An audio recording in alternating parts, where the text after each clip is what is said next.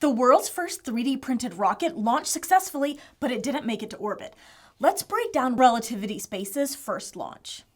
Terran 1 is a two-stage rocket with 9 Aeon engines. It's 110 feet tall and it's 85% 3D printed. Rocket Lab is another company that's known for 3D printing, but in their case, it's just their Rutherford engines that are almost entirely 3D printed. Basically, pretty much everything you can see on the Terran 1 rocket is 3D printed. That means the rocket itself, the nose cone, the propellant tanks, and most of the engines. What's not 3D printed? The seals and electronic components mainly. The goal is to eventually get the rocket to 95% 3D printed. Terran 1 launched successfully, but here's a question. When the rocket launched, why was the flame blue? Here's a photo of the launch. Now, look at how it's different than the photo from a recent SpaceX launch. Here the color goes from white to orange. But it's different for Relativity's rocket, and that's because of the propellant. Terran 1 uses methalox, or liquid oxygen, and methane as propellant.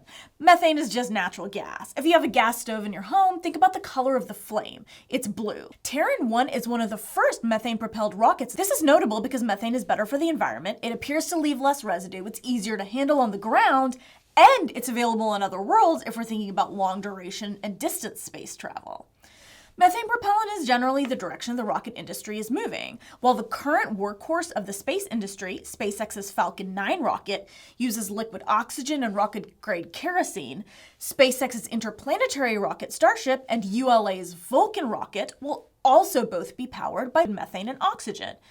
It's more efficient than other fuels, which is important when about 85% of your rocket weight is propellant. One of the big goals of this launch was to test whether a mostly 3D printed rocket could survive max Q.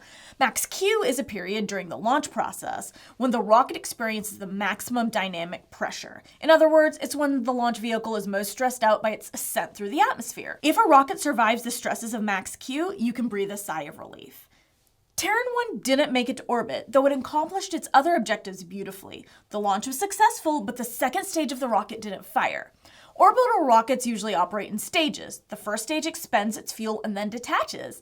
That helps the rocket lessen the weight it's dragging upward into orbit. But in this case, the second stage didn't ignite properly.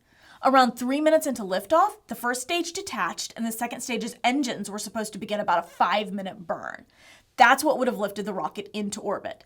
But the second stage's single Aeon vac engine failed to ignite. Still, I'd say this was a success. They achieved a successful launch, got the rocket through max Q, and successfully underwent MECO, or main engine cutoff, and first stage separation. Hopefully on the next flight, they'll achieve all their other objectives.